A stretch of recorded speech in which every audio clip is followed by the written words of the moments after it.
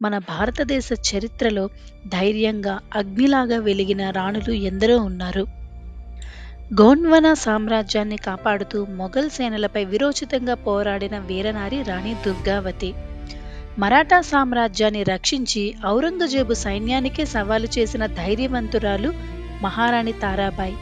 స్త్రీ అనే పదాన్ని చెరిపేసి కాకతీయ సామ్రాజ్యానికి తన కత్తితో సమాధానం చెప్పిన రాణి రుద్రమదేవి.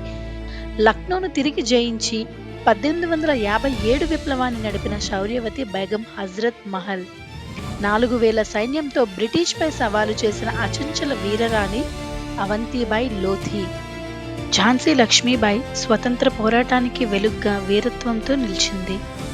సామ్రాజ్యాలు వణికినప్పుడు ధైర్యంగా తలెత్తి నిలిచిన ఈ రాణుల గొప్పతనాన్ని పిల్లలకు చెప్పటమే మనం వాళ్ళకిచ్చే నిజమైన గౌరవం.